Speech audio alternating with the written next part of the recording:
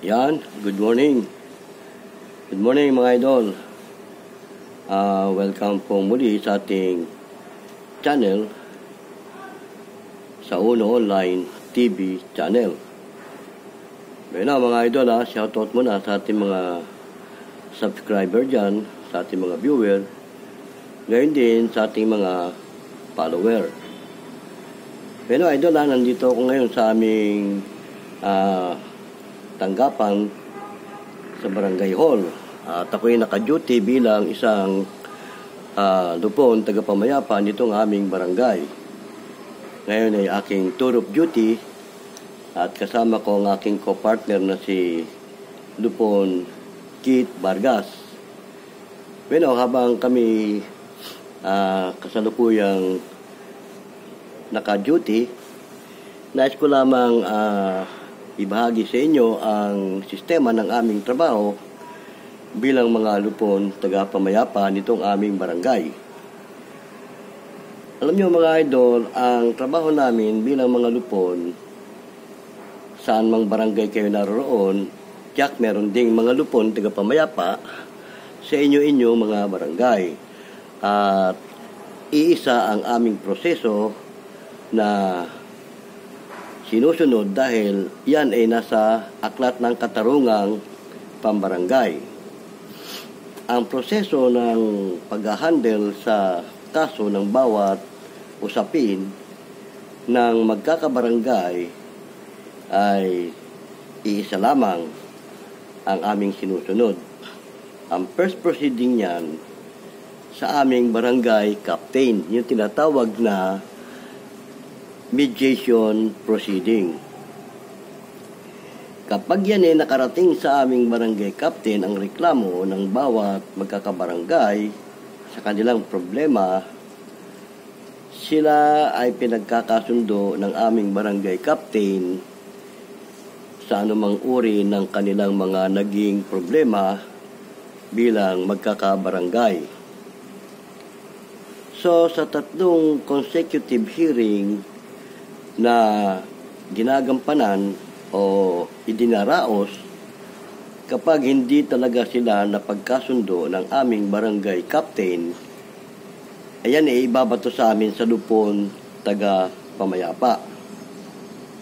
So kung ano ang proseso ng aming barangay captain sa sistema ng pagkakasundo na magkabilang panig, ganun din ang proseso na aming ginagawa. Kaya nga lang, may kaibahan lang ng konti dahil sa barangay captain, mediation yung kanya. Sa amin, conciliation. Ngayon, kapag hindi namin sila napagkasundo sa loob ng 3 paghaharap, at saka lang namin ito i-issuehan ng tinatawag na certification to file action. Yang certification to file action isasampayan sa mga kinaukulan ng ating hukuman. At para doon na sila maghaharap tungkol sa kanilang mga naging problema. Ang pangkat tagapagkasundo binubuo ng 3 tao. O isang presiding officer, isang sekretary ng pangkat, at isang miyembro. Pag bumagsak kasi ang reklamo ng magkabilang panig mula sa aming barangay captain, bumubuo ang pangkat tagapagkasundo ng 3 katao, bali isang grupo. Yung nga, nabanggit ko na, isang presiding officer dyan at isang secretary at isa ang lupon na miyembro. Ang trabaho ng presiding officer, siya ang magpre-preside nung reklamo na kaso no hinahawakan nilang 3. Oo, siya ang magpre-preside. At ang tungkulin naman ng sekretary ng pangkat, anuman ang mga napag-usapan o napagkasunduan, etc., bla bla bla, ang sekretary naman ang gagawa ng minutes. napaka-importante ng minutes dahil kung hindi sila magkakasundo at iaakyat sa taas ang reklamo, yung tinatawag na isa certification to file action, ang kaso, hahanapin ng kinaukulan yung tinatawag na minutes. At doon naman ibabase yung sistema ng kanilang reklamo kung ano ang nangyari at kung bakit hindi sila nagkasundo. Kapag nasilip o nakita ng mga kinaukulan na yung kanilang reklamo dapat sa barangay na lang ayusin o tapusin, may pagkakataon na ibinabalik yan sa barangay para doon na lang tapusin yung kanilang problema. Dahil kaya nga merong ganitong uri ng tinatawag na barangay justice system para yung mga sigalot na magkakapitbahay o na magkakabarangay ay dito na lamang ayusin. Maliban na kung may mga mabibigat talagang problema na kailangang iparating sa husgado, yon ang tinatanggap ng ating husgado kapag isincertification to file action ang kanilang reklamo. Ngayon, sa sistema ng usapin, kapag ikaw, halimbawa, complainant at magrereklamo ka, una kang dudulog sa tanggapan ng mga bantay bayan or sa MAPSA o ano pa mang may kaugnayan sa larangan ng peace in order. Sa iba, ang tawag niya barangay tanod, sa iba naman barangay pulis, sa iba bantay bayan. Diyan ka unang magpapile ng iyong reklamo. Kapag na-file mo na ang reklamo mo sa kinaukulan ng mga bantay bayan, yan naman tatanungin ka o titiyakin sa iyo nung this officer na naka-assign kung ano ang gusto mong mangyari doon sa inirereklamo mo. Kapag sinabi mo na gusto kong magkaharap kami at magkausap ng maayos, at saka pa lamang yan, iaakyat sa ating barangay captain. Dahil ang barangay captain ang pangunahing haharap dyan upang ayusin ang mga problema ng magkakabarangay na nagkakaroon ng sigalot. Ngayon, kapag halimbawa ikaw ay isang complainant, ang balak mo lamang ipablatter siya, yan tinatawag na blatter purpose. Blatter purpose for future reference. Just in case ma-audit yung ginawang kalokohan sa iyo, meron ka ng blatter purpose for future reference, bubuksan mo lang yon at i-report mo lang doon sa nag-blatter yung kanyang ginawa. The same time, sabihin mo na naulit. Ginawa na naman ako ng kalokohan. So pagka gano'n, matik na yon. Iakit na agad yun sa mga kinaukulan. Hindi ka natatanungin kung gusto nyo magkaharap o ano, basta automatic na yon. Dahil meron ka ng blatter purpose for future reference, yun na nga, lumabas na yung reference na kinakatakutan mo, kaya ka nagpa-blatter, baka maulit yung nangyari. So, sa madalit sabi, naulit nga, yun na yun, yung tinatawag na blatter purpose for future reference. Di ba? Tama? Pag yan, inaiakit na sa aming kapitan, natural, paghaharapin kayo at pagkakasunduin kayo. Ang talagang main purpose ng ating katarungang pambarangay o yung tinatawag na lupong tagapamayapa ay papagkasunduin ang magkabilang panig. Dahil kasi kung hindi naman talaga mabigat ang problema at nagkaroon lang ng konting sigalot, ay dapat magkasundo na. At kapag halimbawa, humihingi naman, halimbawa, ikaw ang complainant, tapos humihingi naman ng tawad sa iyo yung nagkamali o yung respondent. Kung inaakala mo naman na sincere yung kanyang paghingi ng tawad, dapat lang na patawarin mo para hindi na humantong kung saan pa ang inyong reklamo.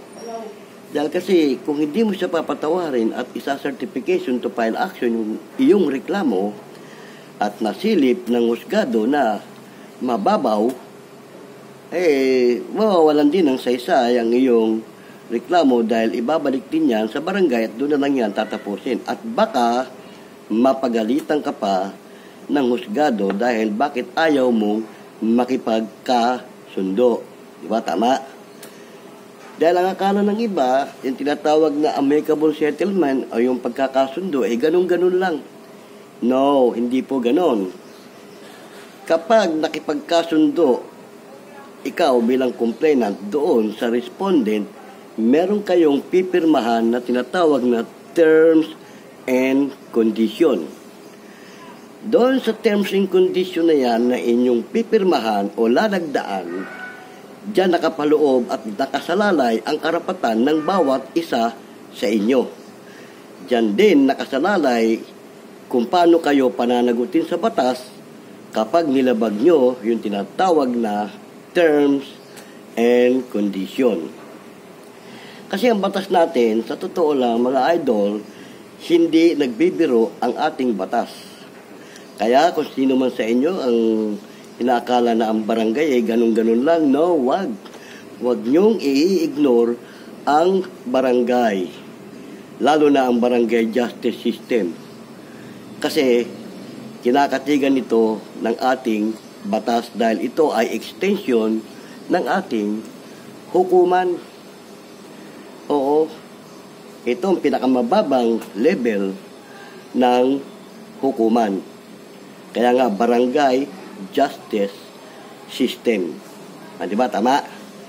Kaya doon sa mga idol natin na hindi nakakaalam tungkol sa barangay justice system, sana magkaroon kayo ng konting idea dito sa ating pinag-uusapan. Salamat ng marami at sa maikling sandali ng ating kwentuhan na may kaugnayan sa larangan ng serbisyo publiko ay sinasamahan niyo ko. Diba? Tama?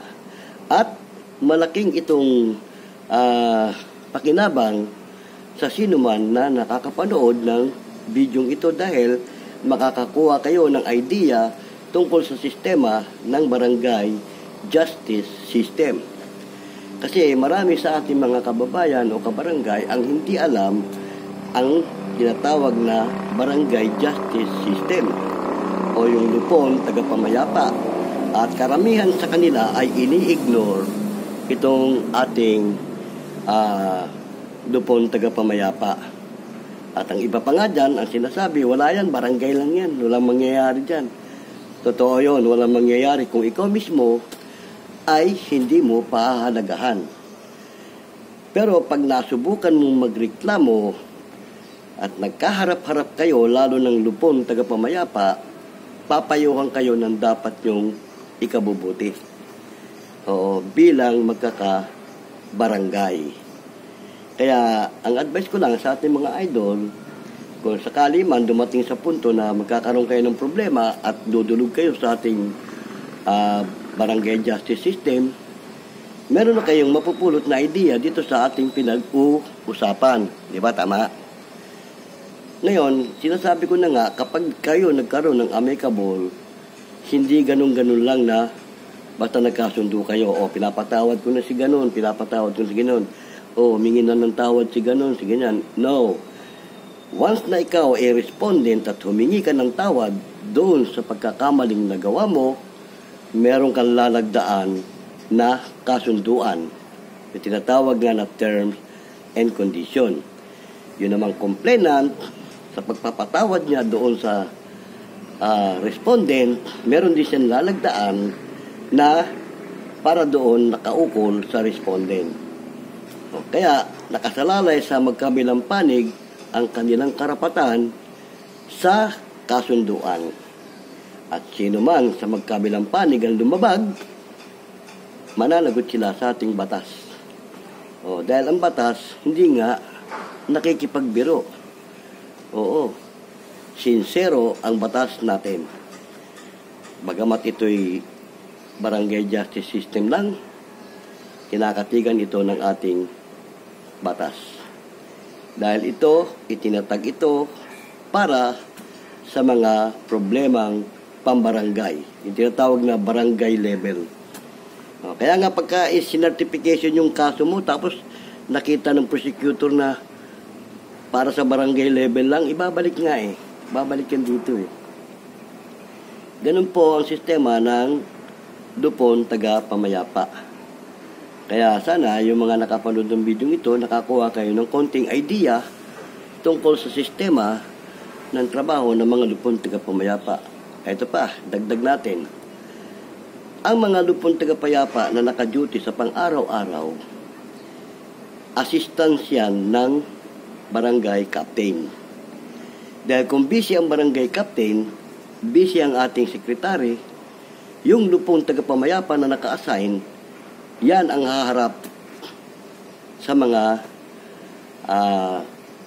kinaukulang tao na lumalapit para humingi ng tulong. At kami, bilang mga barangay Lupon Tagapamayapa, sino man ang lumapit sa amin, hindi namin sila pwedeng tanggihan. Maliit na kaso o mabigat na kaso man yan, kahit hindi yan saklaw ng aming trabaho bilang Lupon Tagapamayapa, hindi ka namin tatanggihan dahil tungkulin namin na bigyan kayo ng serbisyo sa larangan ng publiko. Di ba?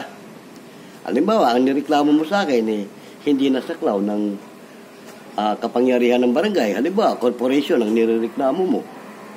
Hindi na saklaw ng barangay yun. Pero, tatanggapin pa rin namin yan para ibigay ka doon sa mga kinaukulan na kung saan ka nararapat dumulog.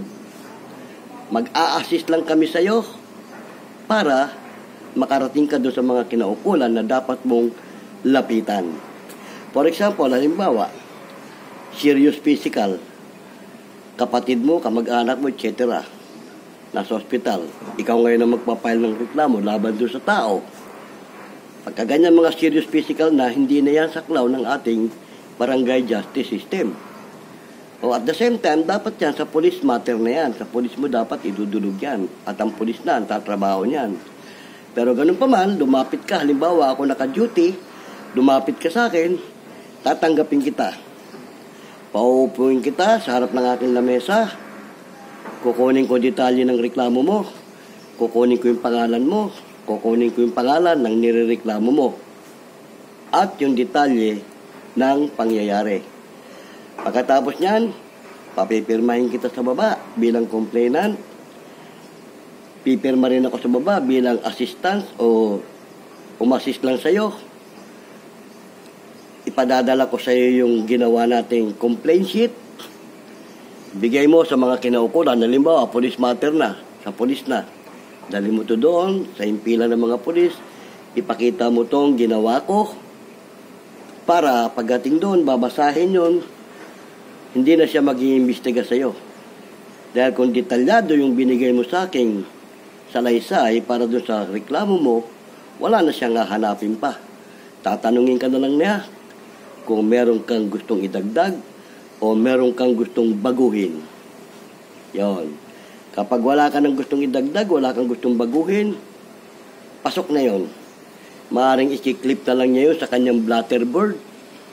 Ita-type niya yun para isampa na sa kinaukulan yung reklamo mo. Yun na, go na.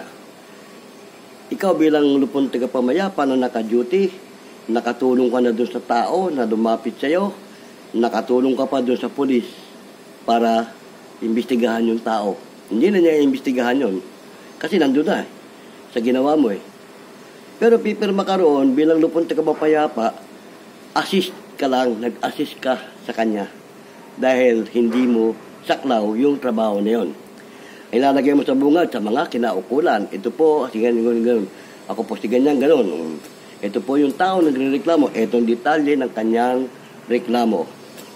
Gano'n kasimple ang trabaho ng Lupong Tagapamayapa na naka-duty. Tama, di ba? Matutuwa pa sa iyo yung mga kinaukulan ng presinto. Bakit? Wala na siyang itatanong doon sa tao. Binasa lang niya yung ginawa mo. Detalyado. Kaya pagkagagawa kayo nung sinasabing salaysay ng tao, walang kinakailangan na i-detalye mo. Although sinasummarize mo lang yun, kahit summarize lang yun, kailangan yung buod ng mga pangyayari naka-indicate para hindi na siya tatanungin. Yung oras, importante yung araw kung kailan nangyari. Yan ang importante. Pangalan ng biktima at yung pangalan ng suspect. Ganun lang mga idol, kasimple ang trabaho ng Lupon Tagapamayapa, lalo na kung ikaw ay isang miyembro ng Lupon, alam mo naman ang tamang proseso, di ba? Dahil tayo may sinusunod na libro. At the same time, meron tayong training, di ba? May mga seminar tayo tungkol sa sistema ng pag-handle ng kaso. Shoutout nga pala sa aming buting barangay captain, si Honorable Fernando Ding Bolo. Shoutout sa iyo, Kap. Ito po ang iyong lingkod, si Boyet. Bilang Lupon Tagapamayapa, naka-assign ngayon, naka-duty sa oras na ito. Shoutout sa iyo, Kap. Siyempre, batiin na rin natin, pati ang ating mga kinaukulang mga bagong nakaupo ngayon, o mga bagong halal nitong nakaraang eleksyon. Congratulations sa inyo, mga bagong halal na mga kagawad. Sa iyo rin, Kap, bilang bagong halal, panibagong yugto ng iyong panunungkulan, congratulations sa inyo. Sana sa buong taon ng panunungkulan natin sa larangan ng serbisyo publiko, magampanan natin ng tama at maayos ang ating mga tungkulin. O bueno, mga idol, sana kahit paano marami kayong natutunan tungkol sa sistema ng trabaho ng Lupon Tagapamayapa. Ito po muli ang inyong lingkod, si Boyet. Kung may mga comment kayo, ilagay nyo lang dyan sa comment section at tatalakayin natin sa mga susunod nating programa. Ganun lang naman kasimple ang ating trabaho bilang Lupon Tagapamayapa. Hanggang sa muli, ito ang inyong lingkod sa larangan ng serbisyo publiko, si Boyet ng Uno Online TV channel. Paalam!